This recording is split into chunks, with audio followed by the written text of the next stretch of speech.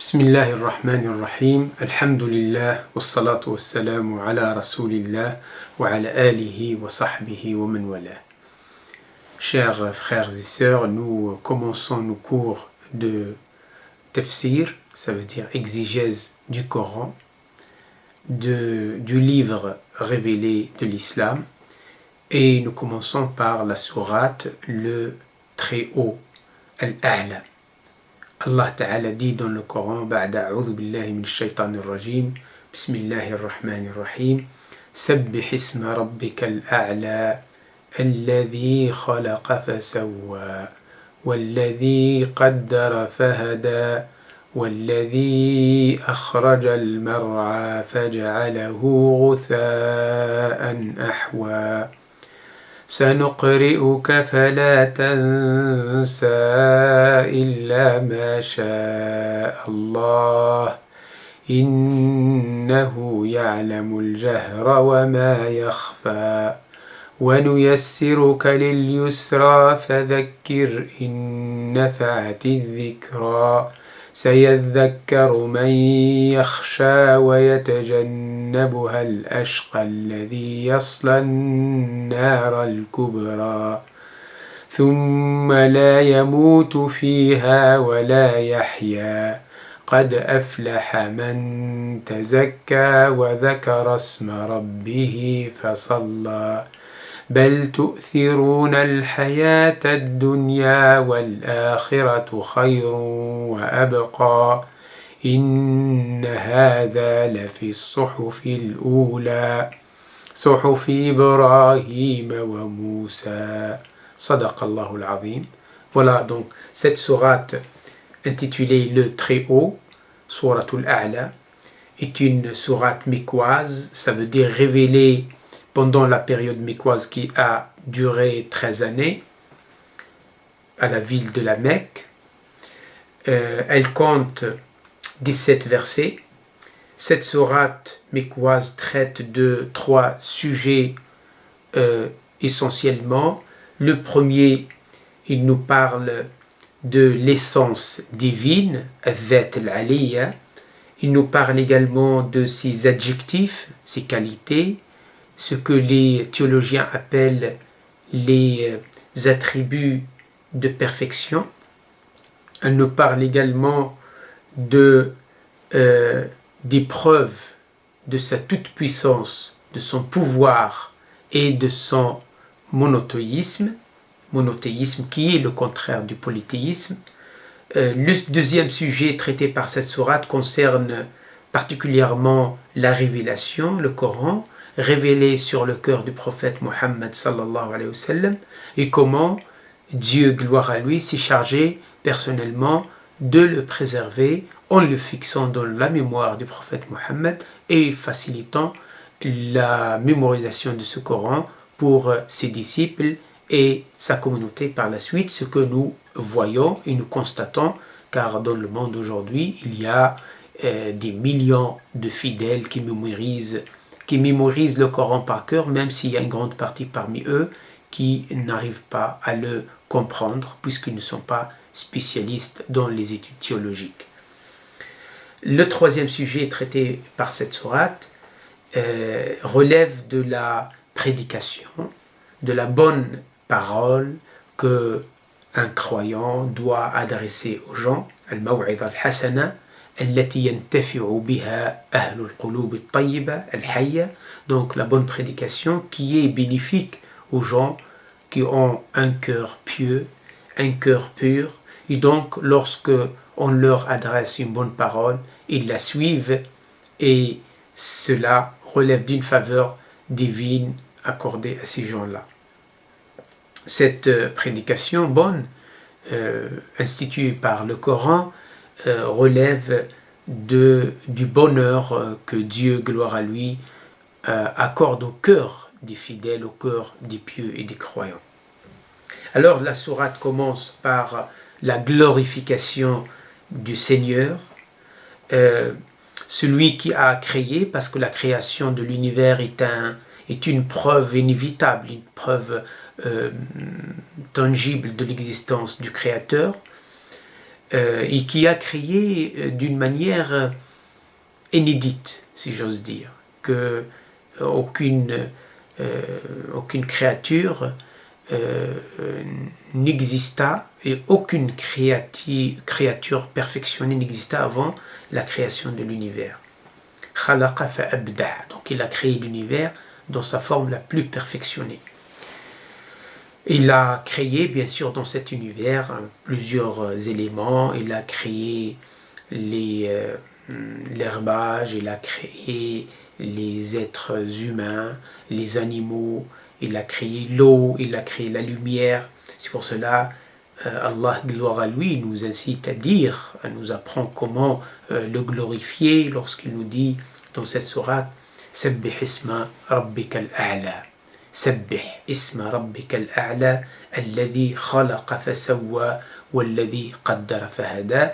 La parole, bien sûr, est adressée au prophète Mohammed sallallahu alayhi wa sallam, mais elle nous est adressée par son intermédiaire. Donc là, il y a un appel à la glorification du nom de Dieu. Donc chante la gloire de ton Seigneur, le Très-Haut, celui qui a créé et qui a perfectionné sa créature, et celui qui a prédestiné, qui a guidé vers cette prédestinée.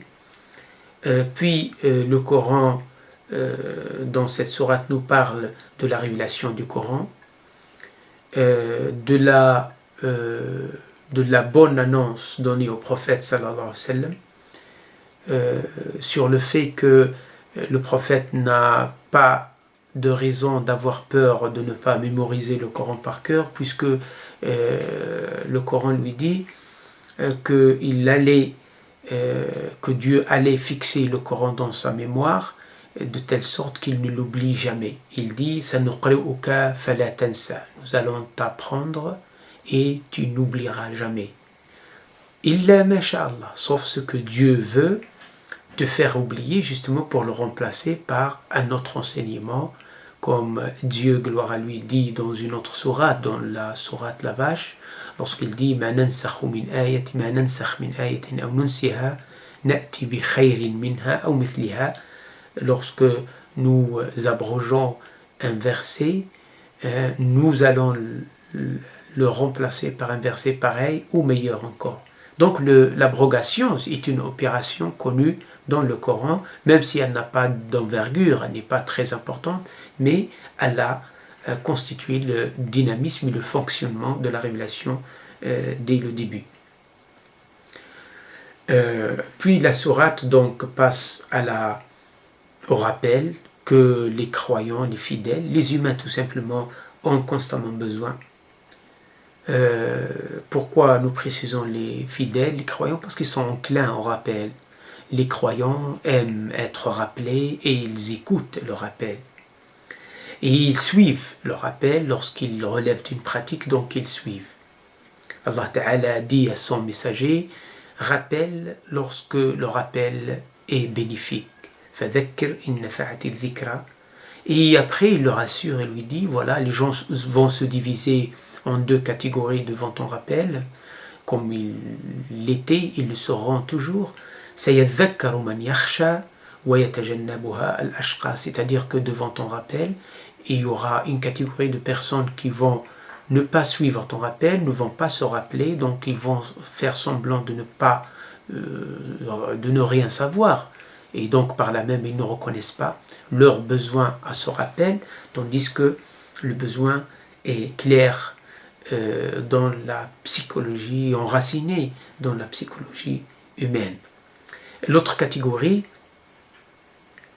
c'est que donc il y a d'autres qui, donc ceux qui craignent Dieu vont suivre, ceux qui ne le craignent pas ne vont pas suivre. C'est pour cela Allah Ta'ala dit à son messager donc les malheureux vont éviter ton rappel, ils vont éviter de suivre ce rappel bénéfique à leur vie. La sourate se termine par l'explicitation du triomphe, de la victoire, du succès contre son ego, contre l'ego de l'être humain, puisque Allah Ta'ala dit قَدْ أَفْلَحَ مَنْ تَزَكَّى. Le verbe tazakka est un verbe actif qui veut dire se purifier. Il est sous forme personnelle, donc celui qui fait sa propre purification, qui accomplit sa propre purification. La purification ici, bien entendu, n'est pas une purification uniquement physique, mais elle est plus importante, donc elle est spirituelle. قَدْ أَفْلَحَ مَنْ تَزَكَّى. Allah Ta'ala utilise toujours, quand il s'agit d'un succès de ce bas monde et dans l'au-delà, il l'indique par aflaha al-falah. C'est pour cela, lorsqu'il a enseigné à son messager d'utiliser l'appel à la prière, le prophète a dit à son mu'adhin de dire hayya ala al-falah, hayya ala al-salati, hayya ala al-falah. Et donc celui qui va accomplir les obligations, il réussit par là même dans ce bas monde et dans l'au-delà. Et donc le falah, c'est une jonction entre le succès dans ce bas monde et dans l'au-delà. C'est pour cela, ici, Allah Ta'ala nous dit « قَدْ أَفْلَحَ مَنْ تَزَكَّى ». Donc, il a réuni les succès de ce bas monde et dans l'au-delà, celui qui se purifie, bien sûr, spirituellement. Et puis, le signe de cette purification, c'est qu'il mentionne le nom de son Seigneur. وَذَكَرَ اسْمَ رَبِّهِ فَصَلَّى. Il le mentionne, théoriquement, bien sûr, en le reconnaissant par la langue et le cœur l'importance de ce rappel, à travers cette mention du nom de Allah Ta'ala, puis il passe directement à l'action, c'est-à-dire il passe à la prière. فذكر إن نفعت الذكرى سيذكر من يخشى ويتجنبها الأشقى الذي يصلى النار الكبرى ثم لا يموت فيها ولا يحيا. Après, Allah Ta'ala nous dit قَدْ أَفْلَحَ مَنْ تَزَكَّى وَذَكَرَ اسْمَ رَبِّهِ فَصَلَّى. Donc, mentionner le nom d'Allah, donc c'est une reconnaissance théorique, mais Allah veut qu'on soit impliqué dans l'acte lorsqu'il dit قَدْ أَفْلَحَ مَنْ تَزَكَّى وَذَكَرَ اسْمَ رَبِّهِ فَصَلَّى. ذَكَرَ فَصَلَّى. Le fa ici, c'est pour la succession et la jonction entre la parole et l'acte. Et ainsi de suite. L'imam Bukhari, dans son recueil authentique, a rapporté d'après un sahabi un compagnon qui s'appelle Al-Bara ibn Azib, que Dieu l'agrée, dit أول من قدم علينا من أصحاب النبي صلى الله عليه وسلم كان مصعب ibn Umayr. Parmi les premiers qui nous ont rendu visite par des compagnons du prophète, c'était Mus'ab ibn Umayr, et avec lui Ibn Maktoum, le malvoyant. Il dit, ils ont commencé à nous apprendre le Coran. Par la suite, il y avait Ammar ibn Yasser qui les a rejoints, puis Bilal, puis Saad.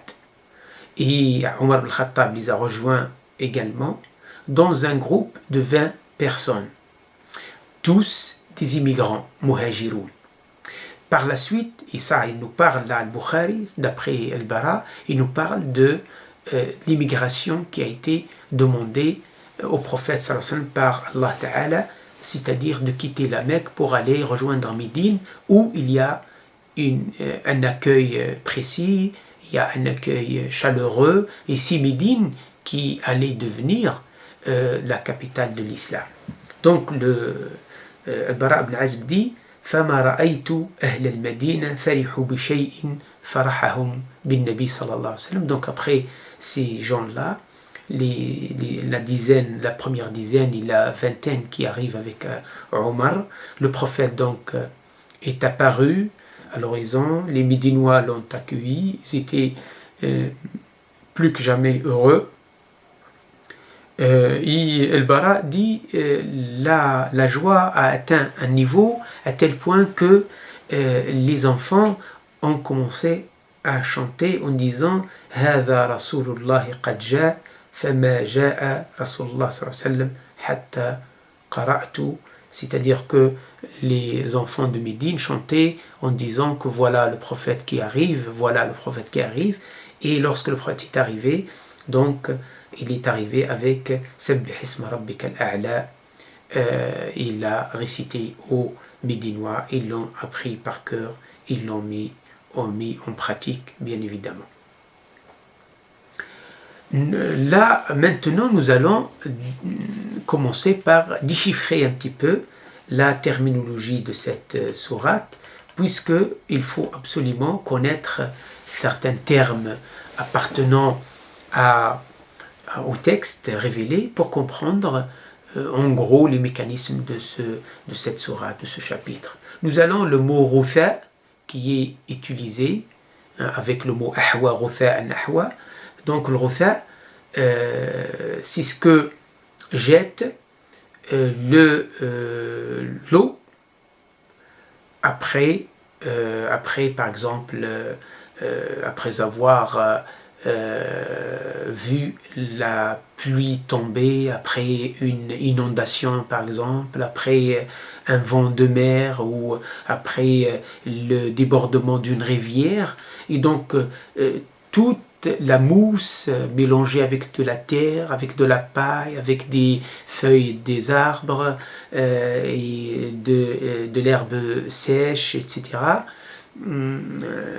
Donc alors tout cela est appelé en langue arabe al-rutha.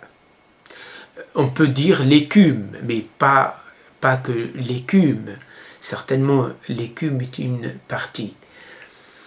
Le ahwa, ça veut dire noirci ou noirâtre. Donc l'écume noirâtre, il est au moins gris. C'est vrai, il y a de la blancheur, mais il y a plus de noir que, donc, ce qui montre que cette écume avec cette couleur foncée montre qu'elle est en quelque sorte mélangée et souillée avec de la poussière et des parties de la terre et des arbres, etc.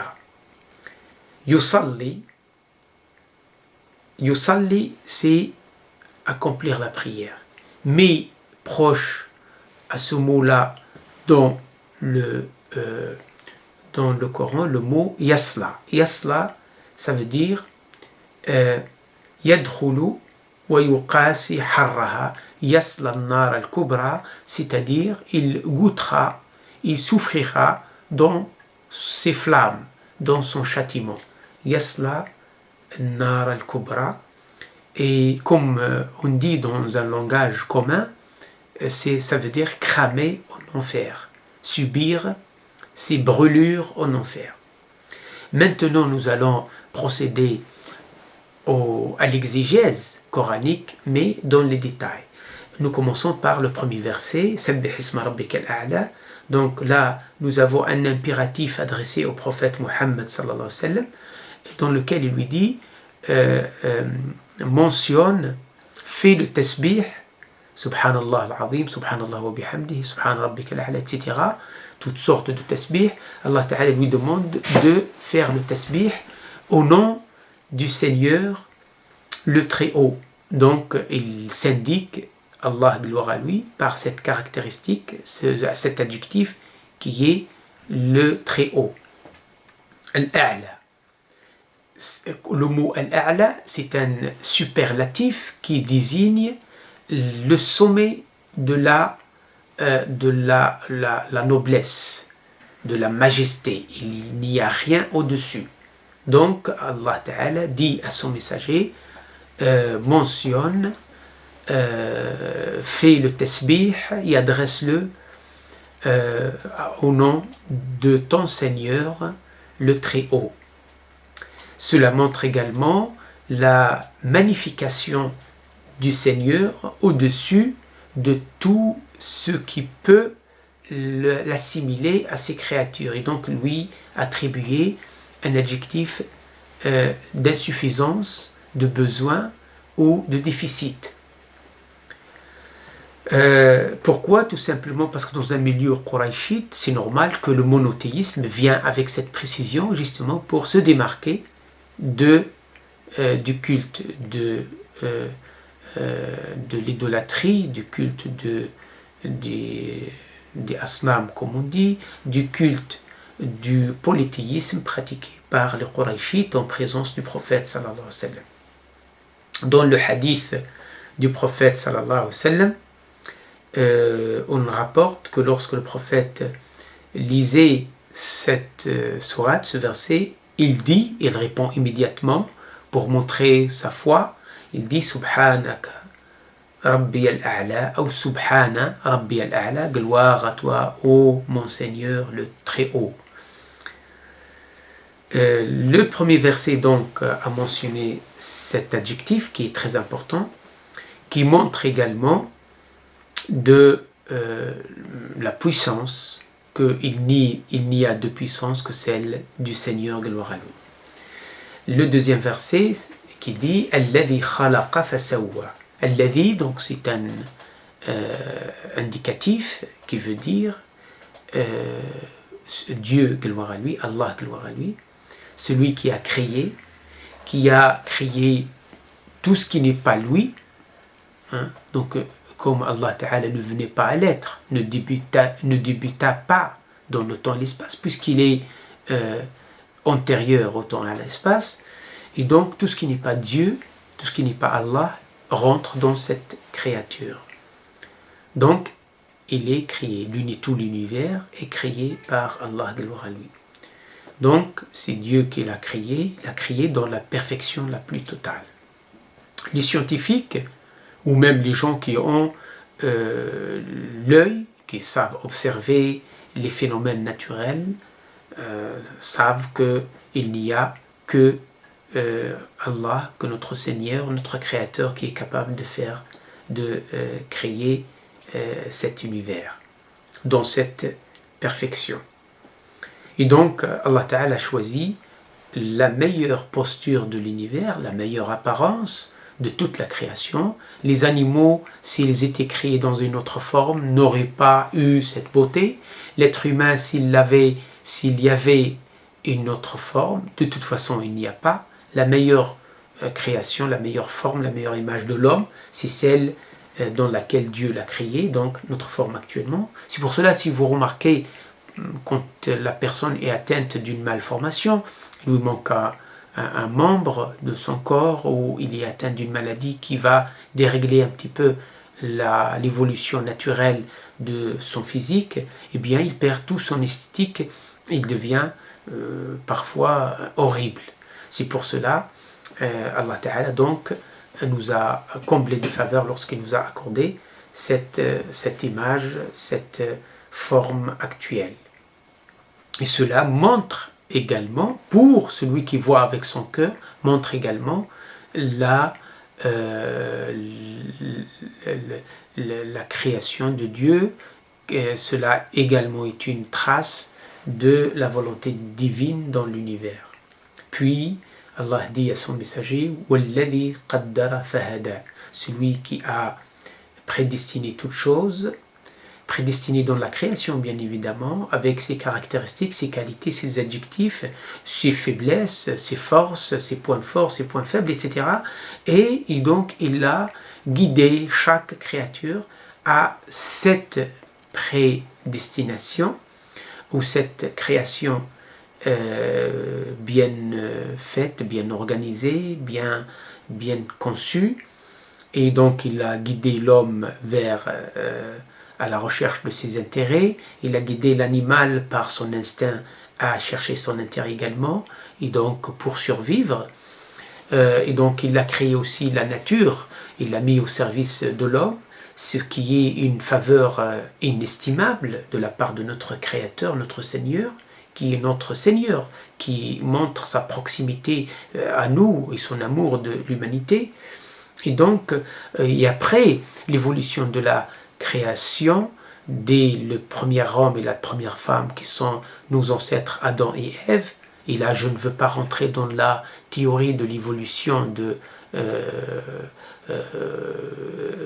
Darwin, et donc là je me satisfais de la révélation puisque je suis en train d'expliquer, de pratiquer l'exégèse d'un livre connu parmi les livres monothéistes, et surtout lui par cet aspect que l'humanité vient d'un père et d'une mère, d'un homme et d'une femme qui sont Adam et Ève.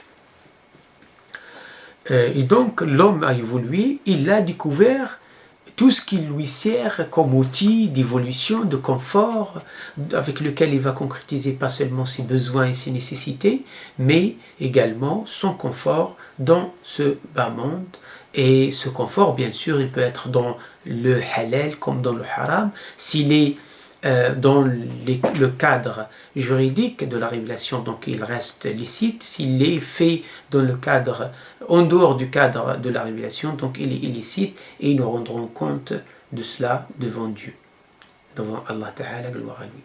Les exégètes ont donc montré cela, montré ces preuves qui révèlent l'existence du créateur de l'univers, et donc normalement un scientifique, lorsqu'il réfléchit bien et médite bien sur la création, il va tout de suite découvrir que derrière cet univers vaste et perfectionné, il y a un intellect agissant. Et là, je ne veux pas dire que Dieu c'est un intellect agissant, mais je voudrais dire seulement, tout simplement, que Dieu est créateur de l'univers, et c'est le moteur qui fait mouvoir cet univers, donc il ne faut pas renier son existence. Il dit également, dans une autre précision, parmi les mécanismes de cette création, c'est que Allah Ta'ala a créé l'herbage qui pousse de la terre, du néant, et après il va développer sa verdure, il va couvrir la face de la terre, et bien sûr pour répondre à un besoin important qui est le fait de nourrir les animaux, que l'homme utilise également pour se nourrir, et justement pour boucler le cercle de la vie, hein, et donc, et après un certain temps, cet herbage devient Rotha Nahwa, j'ai bien dit tout à l'heure, il devient de la paille piétinée, écrasée, mélangée avec de la terre et emportée avec les flots. Et à ce moment-là, quand il est emporté avec les flots, mélangé avec de l'écume, avec toute la matière de la terre, poussière, paille, arbres, feuilles d'arbres, etc., sel, etc. Et donc il devient Rotha Nahwa, c'est-à-dire un écume noirâtre. Nous avons également l'autre verset qui dit maintenant, qui se dirige au prophète, qui s'adresse directement au prophète en lui disant « Sanuqri'uka fala tansa » Là, c'est une promesse d'Allah subhanahu wa ta'ala, puisqu'il faut savoir que lorsqu'il y a un verbe qui est rattaché à un signe, hein, ça veut dire que c'est une promesse, et cela montre qu'Allah subhanahu wa ta'ala, il promet à son messager de lui apprendre le Coran et de le fixer dans sa mémoire pour ne jamais l'oublier. Et cela, bien évidemment, a introduit la joie dans le cœur du messager sallallahu alayhi wa sallam. Et c'est très important pour quelqu'un d'illettré qui ne sait ni lire ni écrire d'avoir une promesse, de mémoriser le Coran par cœur et de pouvoir le communiquer. Innahu ya'lamul jahra wa ma yakhfa. Qui, innahu, ici c'est pour la confirmation, Allah Ta'ala sait les secrets de nos âmes, nos cœurs et nos esprits, et il sait ce que l'on pense. Et pourquoi il dit ça? Il dit ça parce que le prophète sallallahu alayhi wa sallam a pensé à un moment donné, avait peur au fond de lui, en étant devant Gabriel, en écoutant Gabriel de lui réciter le Coran, de ne plus avoir la possibilité de mémoriser le Coran. Et donc c'est pour cela, de temps en temps, il coupait Gabriel pour mémoriser les versets, et Allah Ta'ala lui a promis donc de lui fixer ça. Il lui a dit donc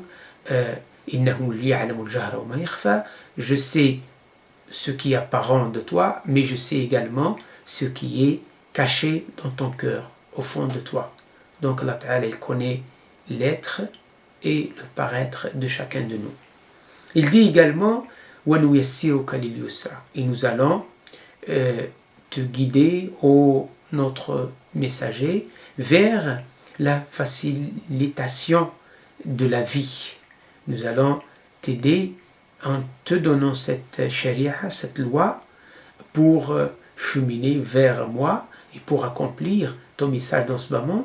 Et en fait, le yusr, la facilitation de la vie, hein, la simplification de la vie du croyant est une assistance divine en elle-même.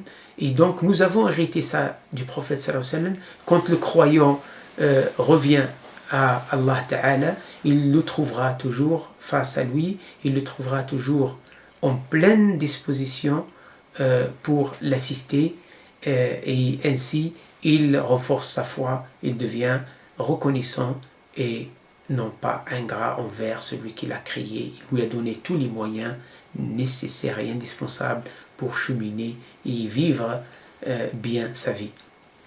Là, Allah Ta'ala dit à son messager, face à ça, فَذَكِّرْ إِنْ نَفَعْتِ الذِّكْرَ. Donc, ô Muhammad, avec ce Coran que je te donne, avec cet enseignement magnifique qui est l'enseignement coranique, rappelle aux gens lorsqu'ils sont disposés à être rappelés, à écouter, Donc il ne faut pas rappeler les gens qui ne sont pas disposés à t'écouter.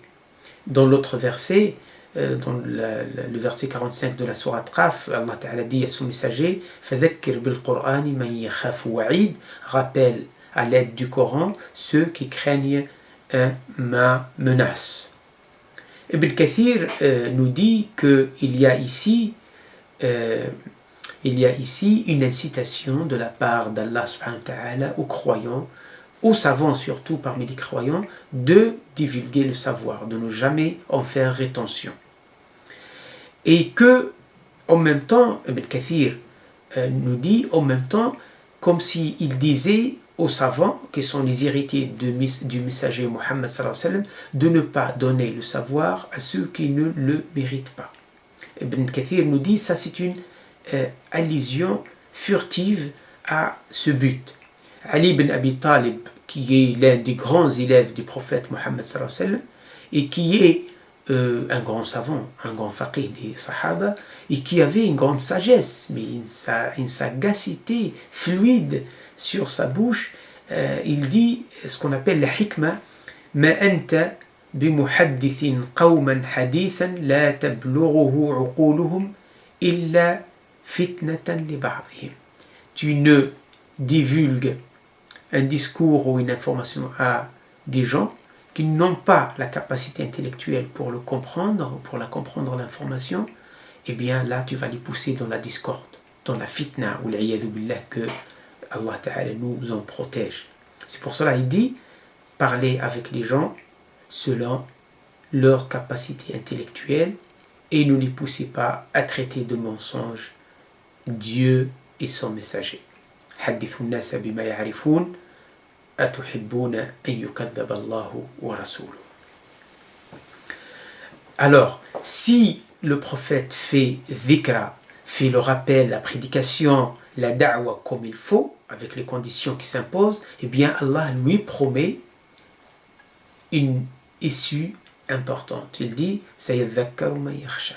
Tu fais le rappel, tu prêches la bonne parole, et les gens qui craignent vont te suivre, vont se rappeler de la vérité qui est enfouie en eux, et toi tu ne fais que leur rappeler cette vérité. Et donc, votre rappel va leur rappeler leur vérité, ou la vérité qu'ils connaissent d'eux-mêmes, qui ont fait dans le cœur de chaque être humain, et cela va leur être bénéfique. Il dit وَيَتَجَنَّبُهَا الْأَشْقَى. C'est-à-dire que une catégorie de gens vont éviter ton rappel. Pourquoi? Tout simplement parce qu'ils sont malheureux. Tout simplement parce que ces gens-là n'aiment pas être rappelés. Ils font semblant de ne rien savoir. Ils ne cherchent pas à comprendre. Ils vivent leur vie comme des animaux. Alhamun tadfa wa ardun tabla. Et donc, ils ne vont pas être concernés par ton rappel, donc le rappel du prophète, le rappel des savants, après les prophètes qui sont ses héritiers, mais cela n'est pas une raison pour ne pas pratiquer la prédication. et initie les gens à cette magnifique religion que le musulman considère comme étant un patrimoine de l'humanité, mais pas uniquement sa religion à lui. Alors, ce malheureux qui va éviter la da'wa, la prédication, le rappel, qui est, comme je viens de dire, enfui dans son cœur, mais c'est les occupations quotidiennes de la vie de ce bas monde qui font qu'on oublie cette vérité, qui est bien sûr l'existence de notre Créateur qui mérite quand même qu'on lui consacre un peu de notre vie, et donc à travers les obligations qu'il nous a imposées, et ainsi on sera des gens qui ne sont pas ingrats, des gens qui sont reconnaissants et qui mériteront la récompense de leur Créateur. Il dit, celui qui évite ton rappel et fait semblant d'oublier la vérité de son cœur, de son être, de sa fitra, Yaslan nar al-kubra, il va être châtié dans l'enfer le plus grand, le plus vrai, quoi. L'enfer, le vrai enfer. An-nar al-kubra, c'est-à-dire l'enfer de l'au-delà. Pourquoi? Parce que le feu, l'enfer, c'est le feu. Le feu de l'au-delà est un vrai. Le feu de ce bas monde, il est petit. Ce n'est même pas le 1/1000 de celui de l'au-delà de l'enfer. C'est pour ça qu'Allah Ta'ala nous a mis en garde en nous incitant à faire attention à notre avenir à nous tous, puisque le châtiment d'Allah subhanahu wa ta'ala n'est pas similaire à tout ce qui se passe dans ce bas monde, que ce soit un châtiment ou une catastrophe naturelle ou une torture ou quelque chose de ce genre. Alladhi yasla an-nar al-kubra, celui qui va subir un châtiment du grand feu. Thumma la yamutu fiha wa la yahya. Son dilemme sera éternel, puisqu'il n'y aura ni mort ni vie pour les gens, pour cette catégorie de gens qui vont vivre en enfer. Il n'y a pas de mort pour ne plus ressentir la douleur, le châtiment, mais il n'y a pas une vraie vie, puisqu'ils sont vivants mais souffrants. Et vous savez bien que même de nos jours, les gens qui prônent l'euthanasie veulent abréger, comme ils disent, les souffrances des malades. Et dans l'enfer, Allah Ta'ala n'abrège pas les souffrances de ces rebelles contre sa volonté dans ce moment. Et donc dans l'au-delà, ils vont subir ce châtiment parce qu'ils l'auront mérité. Ils ont oublié, ils se sont oubliés dans ce moment. Ils ont oublié Allah lorsqu'ils avaient la possibilité de se rappeler de lui et donc par conséquent de l'adorer. Ils ont fait ça et Allah Ta'ala les oubliera en enfer Yawm al-Qiyamah. Donc c'est une vie sans vraie vie et pas une mort pour abréger leur souffrance. La yamutu fiha wa la yahya. Qad aflaha man tazakka. À l'accoutumée coranique, donc Allah Ta'ala se tourne vers ceux qui sont à l'opposé de cela, ceux qui sont symbolisés par sayadhakkaru man yakhsha. Sayadhakkaru man yakhsha, donc il va retenir la leçon, il va se rappeler celui qui a la piété dans le cœur, la crainte d'Allah. Ceux-là auront un autre devenir, un autre sort.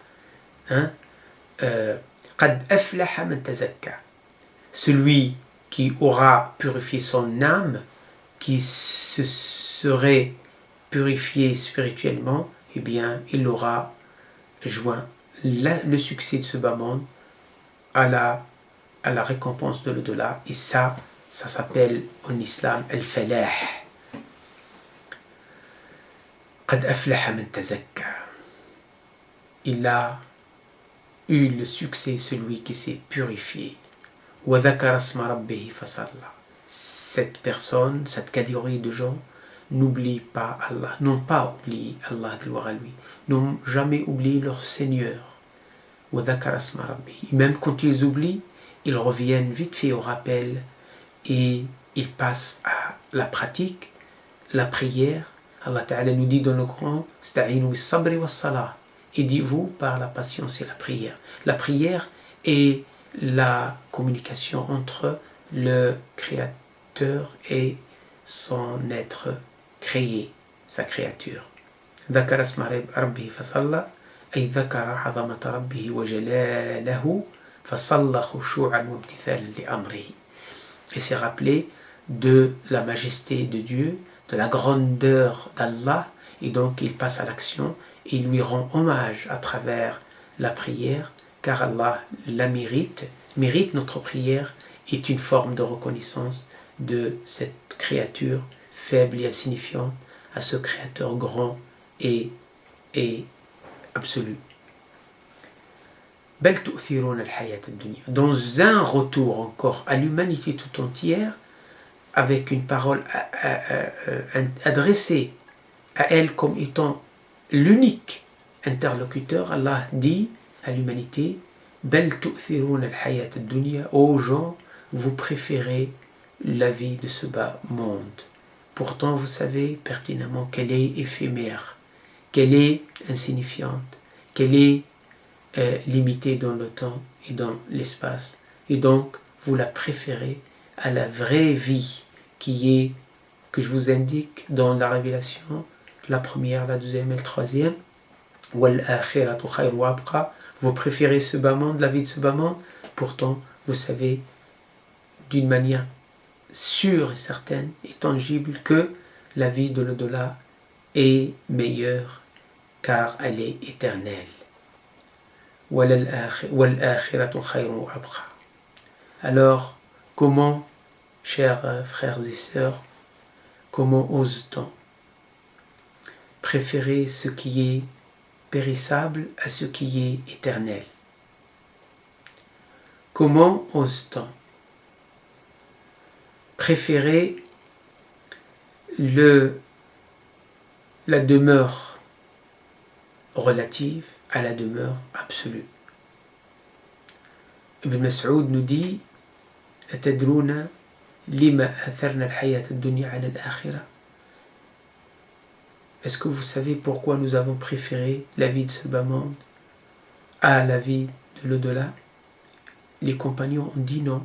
Il a dit: لأن الدنيا أحضرت وعجلت لنا بطعامها وشرابها ونسائها ولذاتها وبهجتها وإن الآخرة غيبت وزويت عنا فأحببنا العاجل وتركنا الآجل. Notre seule faute, c'est que nous avons choisi la dunya parce que elle nous est rapprochée avec toute la beauté, toute la tentation qu'elle contient. Femmes, enfants, richesse, beauté, joie, nourriture, eau, poisson, etc. Donc nous l'avons préférée parce qu'elle est en présence de nous. Tandis que même si nous savons que la vie de l'au-delà est meilleure, et comme elle est cachée, elle nous est éloignée, donc nous l'avons oubliée tout simplement. Et ça s'appelle al-ghafla, la distraction. Quand on tombe dans la distraction, eh bien on nuit à notre avenir et à notre vie dans l'au-delà. Allah Ta'ala nous dit: ces vérités que je viens de vous mentionner, nous les avons données aux autres communautés, aux communautés précédentes, dans les anciens écrits. Inna hadha la fi as-suhuf al-ula, suhuf Ibrahim wa Musa. Ceci se trouve dans les premiers feuillets, suhuf, ou les premières feuilles, ça veut dire celles qui ont été données à Ibrahim et à Moïse, alayhima as-salat wa salam, qu'Allah leur accorde son salut et sa prière. Donc nous ne sommes pas les seuls. S'il y a beaucoup d'exigences de la part d'Allah, s'il y a beaucoup d'enseignements à suivre, nous ne sommes pas les seuls. Nous sommes qu'un maillon dans la chaîne des croyants. Nous passons maintenant, chers interlocuteurs, chers spectateurs, à une partie intitulée La rhétorique du style coranique. Cette sourate, donc, elle a véhiculé plusieurs éléments concernant cette rhétorique. Elle a véhiculé ce qu'on appelle at-tibaq, la conformité linguistique et étymologique.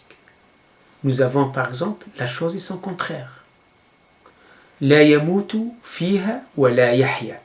L'homme ne meurt pas dans l'enfer, mais il n'y vivra pas non plus.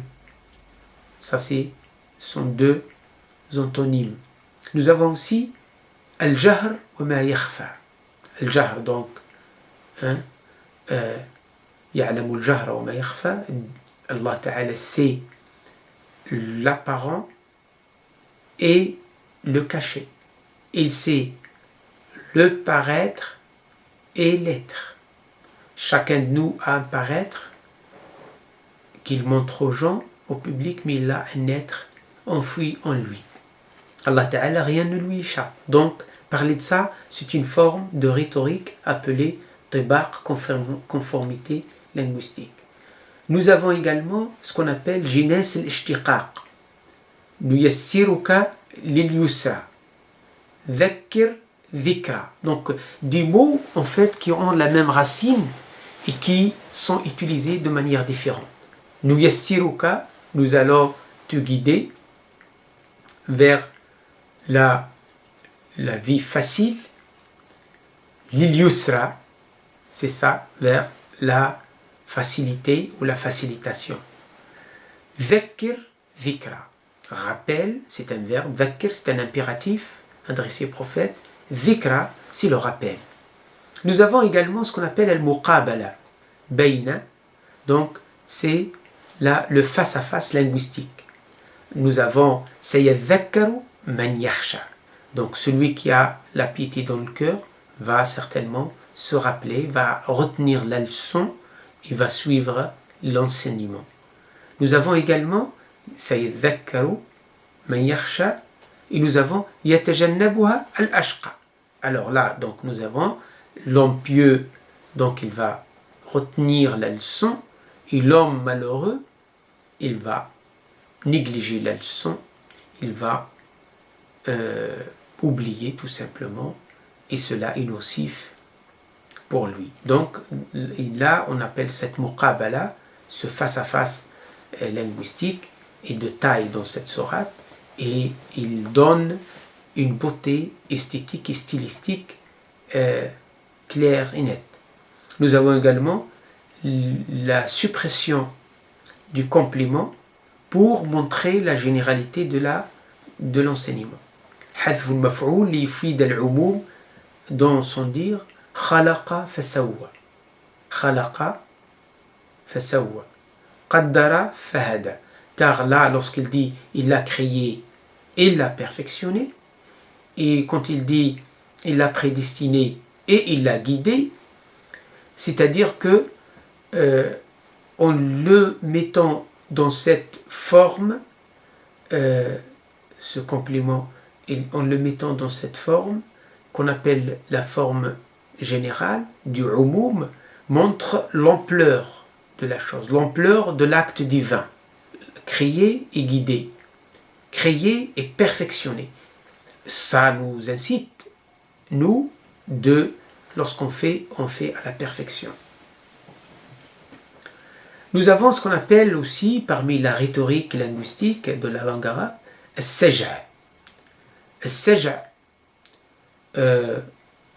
غير المتكلف وهو كثير في القرآن الكريم. السجع, c'est d'avoir la même rime. Donc on a une fin rimée et spontanée. Nous avons par exemple أخرج المرعى غثاء أحوى سنقرئك فلا تنسى. Regardez, المرعى أحوى لا تنسى. Donc cela est appelé également المحسنات البديعية, les parures stylistiques de la langue arabe. Voilà donc ce que nous pouvons dire concernant cette sourate. C'est bien de retenir ces leçons, de la méditer et de réfléchir à son sujet, car le Coran est une communication entre Allah Ta'ala et l'homme. Si, par exemple, il y a des questions dont il ignore la réponse, il veut avoir une approche, une réponse, si j'ose dire, donc il n'a qu'à lire le Coran et à méditer sur ces versets et ces enseignements. Merci de votre attention. Assalamu alaikum wa rahmatullahi wa barakatuh.